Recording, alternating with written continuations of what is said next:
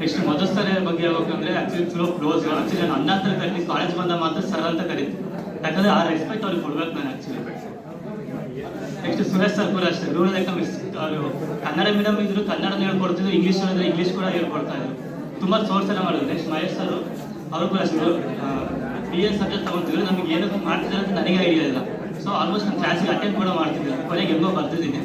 Exam ಬೆಳಿಗ್ಗೆ phone ಮಾಡಿ ಯಾವ್ದು ಇಂಪಾರ್ಟೆಂಟ್ ಕ್ವಶನ್ಸ್ ಇದ್ರೆ ಸರ್ ಹತ್ರ ಹಾಕ್ಸ್ಕೊಂಡು ತುಂಬ ಹೆಲ್ಪ್ ಮಾಡಿದ್ದಾರೆ. ಆಲ್ಮೋಸ್ಟ್ ಎಲ್ಲ ಲೆಕ್ಚರ್ಸ್ಗಳು ತುಂಬ ಹೆಲ್ಪ್ ಮಾಡಿದ್ದಾರೆ.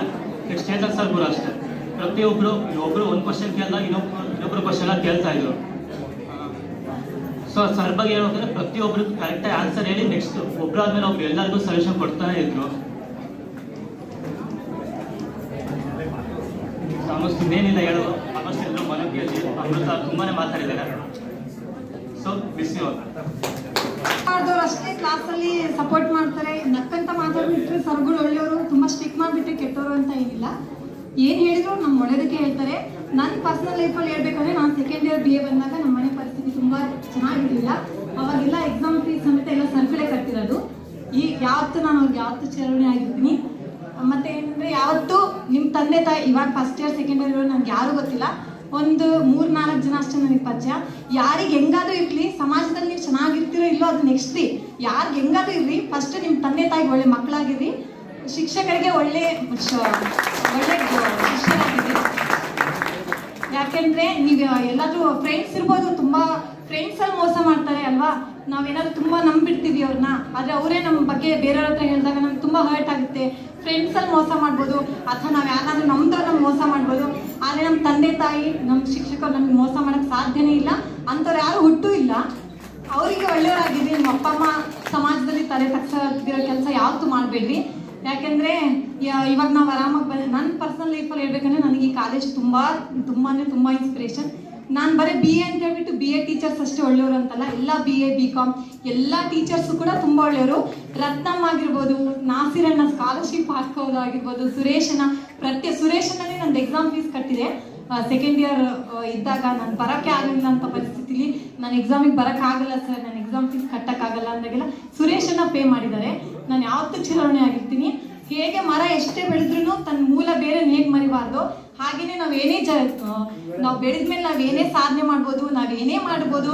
ನಾವೆಷ್ಟೇ ದೊಡ್ಡ IAS IPS ಹುದ್ದೆಗೆ ಹೋದ್ರೂ ನಾವು ನಡ್ಕೊಂಬಂದಿರೋ ದಾರಿನ, ನಮಗೆ ಕೈ ಹಿಡಿದು ನಡೆಸಿದವ್ರನ್ನ, ನಮ್ಮನ್ನು ನಂಬಿದವ್ರನ್ನ ನಾವು ಯಾವತ್ತೂ ಮರಿಬಾರ್ದು. ಆ ಥರ ಮರೆದ್ರೆ ಅದಕ್ಕೆ ಮನುಷ್ಯತ್ವಕ್ಕೆ ಬೆಲೆನೇ ಇರಲ್ಲ. ನೀವು ಇಲ್ಲಿಂದ ತಗೊಂಡೋಗೋದು ಬರೀ ಮಾರ್ಕ್ಸ್ಗಳಷ್ಟೇ. ಫಸ್ಟ್ ಜೀವನದಲ್ಲಿ ಏನು ಬೇಕಂದ್ರೆ ಶಿಸ್ತಿರಬೇಕು, ಬೇರೆಯವ್ರ ಹತ್ರ ಹೇಗೆ ಮಾತಾಡ್ಬೇಕು ಅನ್ನೋದು ಗೊತ್ತಿರಬೇಕು, ದೊಡ್ಡವ್ರಿಗೆ ರೆಸ್ಪೆಕ್ಟ್ ಕೊಡೋದು ಗೊತ್ತಿರಬೇಕು.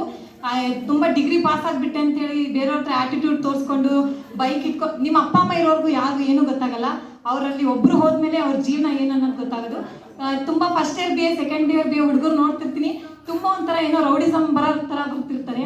ಹಂಗೆ ಮಾಡಬೇಡ್ರಿ. ಯಾಕಂದ್ರೆ ಸ್ವಲ್ಪ ಜನ ಅಷ್ಟೇ ಎಲ್ಲರೂ ಅಂತ ಹೇಳ್ತೀವಿ, ಎಲ್ಲರೂ ಕೆಟ್ಟವ್ರು ಅಂತ ಹೇಳ್ತಿಲ್ಲ. ಅದು ಅವ್ರ ಲೈಫ್ ಸ್ಟೈಲ್, ಅವ್ರ ಪರ್ಸನಲ್, ಅವ್ರಿಗೆ ಬಿಟ್ಟಿದ್ದು. ಹಂಗೆ ಮಾಡಬೇಡ್ರಿ. ಯಾಕಂದರೆ ಅಪ್ಪ ಅಮ್ಮ ತುಂಬ ಕಷ್ಟಪಟ್ಟು ನಾವೇನು ಆಗಿಲ್ಲ ಅಂದ್ರೂ ಪರವಾಗಿಲ್ಲ, ನಮ್ಮಂಗೆ ನಮ್ಮ ಮಕ್ಕಳಾಗಬಾರ್ದಲ್ಲ. ನಮ್ಮ ಅಪ್ಪ ಅಮ್ಮ ಎಲ್ಲರೂ ಗೌರ್ಮೆಂಟ್ ಜಾಬ್ ಅವರು ಇದ್ದಾರಾ? ಕೆಲವೊಬ್ರು ಬೇರೆಯವ್ರ ಮನೆ ಕೆಲಸಕ್ಕೆ ಹೋಗೋರು ತಂದೆ ತಾಯಿ ಇದ್ದಾರೆ. ನಮ್ಮಂಗೆ ನಮ್ಮ ಮಕ್ಕಳಾಗಬಾರ್ದು.